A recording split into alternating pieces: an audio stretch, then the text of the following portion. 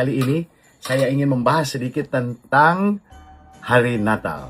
Mar, orang ini sebagai anggota gereja Masih Advent hari ke-7, banyak kali Desember ini membawa ketegangan yang berbeda kan? Sementara seluruh dunia Kristen merayakan hari Natal, orang dengar orang mau bilang selamat hari Natal, Merry Christmas, orang dapat rasa satu kedinginan Advent. Orang jadi dingin kalau orang mau bilang, selamat Natal Orang gugup, karena dari kecil orang sudah diajar, orang nggak merayakan hari Natal. Sampai-sampai di rumah-rumah banyak orang Advent yang tidak pasang dekorasi Natal. Pohon Natal yang coba-coba, ya. Pendeta-pendeta tua, kalau orang lihat ada anggota pasang pohon Natal, dorang marah akang. Dorang bilang, ini sudah tidak percaya. Orang kan ini tidak percaya Yesus lahir tanggal 25 Desember. Kenapa ngoni pasang pohon Natal? Ngoni sudah ikut tuh ajaran orang kafir. Jadi banyak kali Natal ini menjadi seperti jebakan teologis. Tapi untuk saat ini, saya ingin mengajukan satu pertanyaan yang sulit, yang tidak populer. Begini, teman-teman.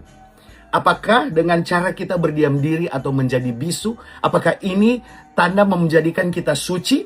Atau apakah ini justru kita mengubah musim untuk melakukan misi? Ya?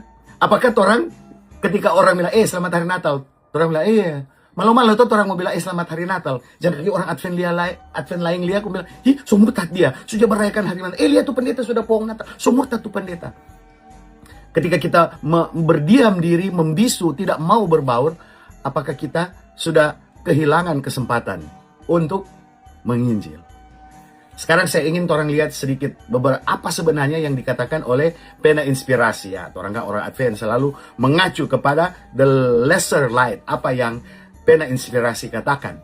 Apakah sudah waktunya kita sebagai orang-orang Advent membebaskan diri dari ketakutan akan hal-hal kafir dan mulai menggunakan momen ini untuk membagikan Yesus kepada orang lain? Nah, identitas Advent kita sering dibangun atas kata jangan, nimbole, jangan makan babi, jangan minum cap tikus, jangan masuk gereja hari Minggu, jangan beribadah hari Minggu. Dan itu paling penting kalau di bulan September, jangan ada Natalan. Ya memang orang yang tidak rayakan. Mari kita tahu banyak orang petamang-tamang.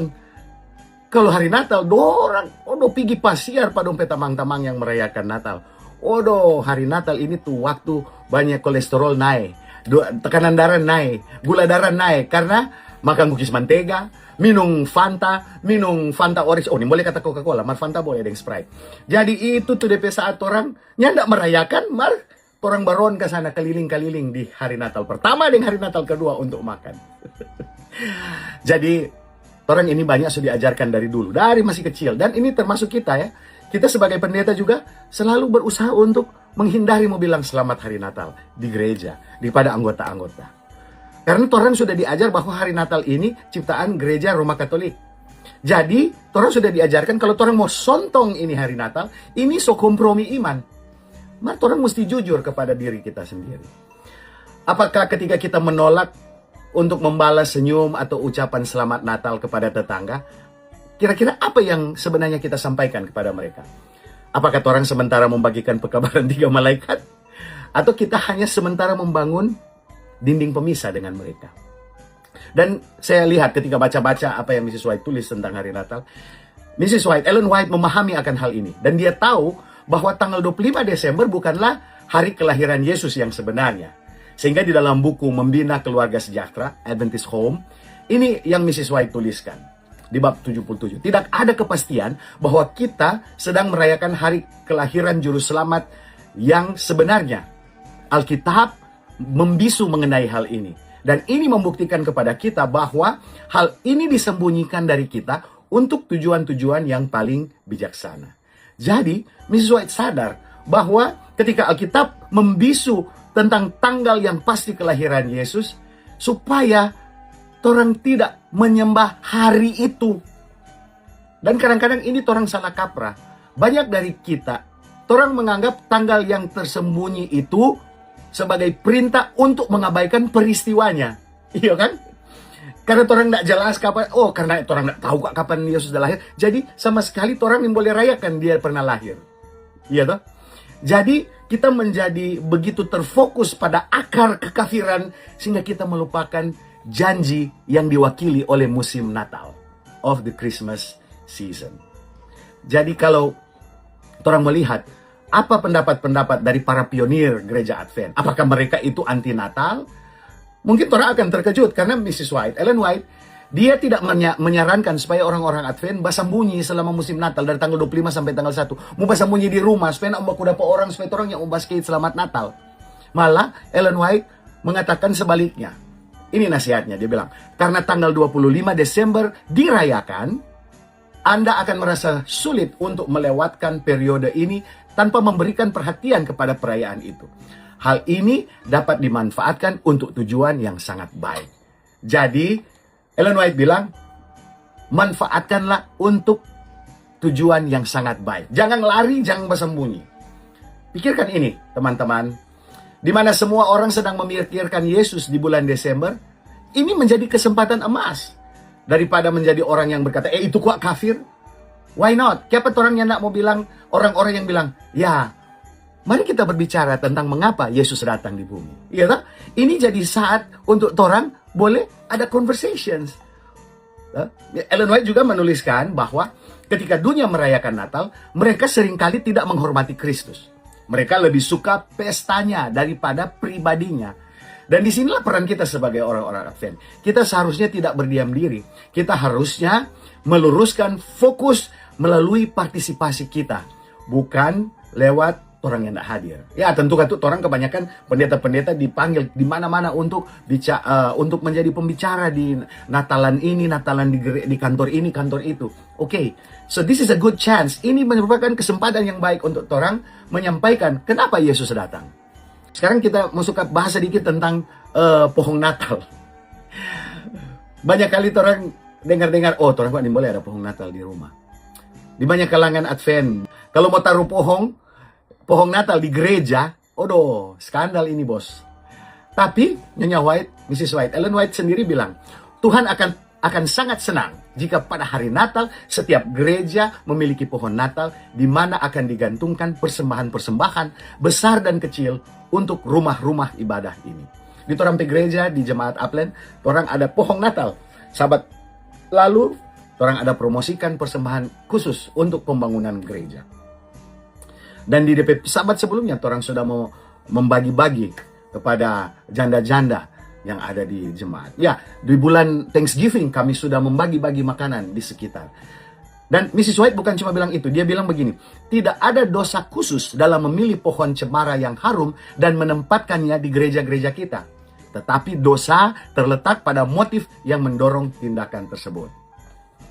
Masih kabur DP maksud dari Mrs. White ini. Mrs. White bilang, tidak ada dosa khusus pada pohon itu. Jadi kalau orang mau pasang pohon, itu tidak ada dosa. Itu dosa jadi pak motif hati. Kalau tuh pohon orang dah pasang, tu pohon, tuh DP lampu mantap, ini lampu paling canggih ini LED ini. Kalau orang cuma orang punya mau rayakan itu pohon, itu tuh dosa. Jadi orang sudah jadi puas, orang sudah jadi sombong. Itu tuh DP masalah. Jadi kalau pohon itu menjadi titik fokus untuk persembahan syukur, ya, itu cara untuk mengumpulkan dana bagi orang-orang miskin di kampung halaman atau menyelesaikan pembangunan gereja, Tuhan akan sangat senang. Itu yang dikatakan oleh Ellen White. Nah, bayangkan kalau di gereja-gerejanya orang di Manado, di Bitung, atau di Minahasa memiliki pohon bukan untuk hiasan gereja, tapi sebagai mission Christmas tree, pohon Natal untuk misi khusus. Ini merupakan penanda identitas yang jauh lebih kuat daripada sekedar menjadi kelompok yang anti pohon Natal. Oke, jadi apa dia punya langkah praktis? Bagaimana praktisnya kita sebagai orang-orang Advent? Kalau kita membebaskan diri dari ketakutan akan hari Natal, bagaimana caranya orang mau baking itu? Saudara-saudara, kalau kita terlepas dari rasa takut begini, berarti kita bisa melihat keluarga Advent global di negara-negara lain, dorang merayakan hari Natal. Dorang ada Christmas cantata, konser hari Natal. Dan tujuan di Filipina, kami waktu di Adventurer Club, kami mendorong anak-anak dengan orang tua di musim Natal untuk memberikan care package, box-box di mana untuk anak-anak miskin ada verf, ada pensil, ada buku tulis, ada kaos kaki, atau bahkan sepatu. Orang cari tahu tuh anak-anak di sekitar yang perlu sepatu, orang kasih tuh care package. Kami menyatakan kepada sekeliling bahwa kami mencintai mereka. Jadi kesimpulannya, torang boleh ada pohon syukur, saya percaya. Di banyak tempat, gereja-gereja Advent, pohon Natal itu bukan dekorasi, tetapi untuk menunjukkan kedermawanan. Anggota menggantungkan amplop sebagai hiasan. Amplop itu ada dana khusus, ya, atau ada janji khusus. Mungkin di dalam amplop ada keluarga yang bilang, ini saya mau kasih 1 karung beras khusus untuk keluarga yang membutuhkan. Atau ada keluarga yang menaruh di dalam envelope uang sekolah untuk siswa yang kesulitan. Atau ada yang taruh di dalam envelope sumbangan untuk panti asuhan Yapi dan lain sebagainya.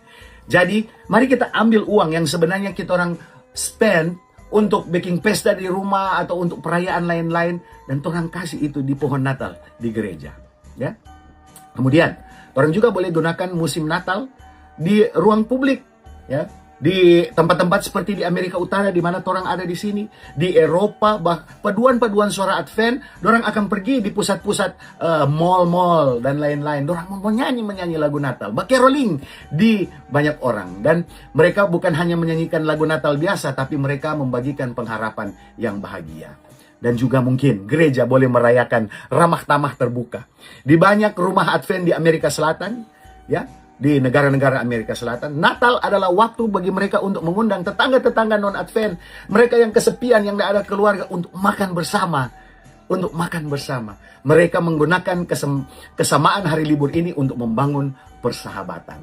Jadi teman-teman, sebagai penutup, mari kita ingat, misi kita berada di dunia ini adalah untuk memenangkan jiwa, bukan untuk memenangkan argumen. Jika kita menghabiskan bulan Desember kita dengan menghakimi orang lain atau memandang rendah tetangga kita karena tradisi merayakan Natal, kita kehilangan roh Kristus sepenuhnya. Jadi orang pegang baik-baik Roma 14 ayat 10 yang mengatakan ini. Ayat 10 dan 13. Tetapi engkau, mengapakah engkau menghakimi saudaramu? Atau mengapakah engkau menghina saudaramu? Sebab kita semua harus menghadap tahta pengadilan Allah. Karena itu, janganlah kita saling menghakimi. Tetapi lebih baik kamu menganut pandangan ini. Janganlah kita membuat batu sandungan atau jerat bagi saudara kita. Marilah kita selalu mengingat bahwa di musim Natal ini adalah waktu kita untuk menunjukkan kasih Kristus kepada orang lain. Waktu orang keluar, baku dapat dengan orang, kalau orang bilang selamat hari Natal, balas ke sana, selamat hari Natal. Yesus selalu memberkati. Sampai jumpa lagi di kesempatan berikutnya. Bye-bye.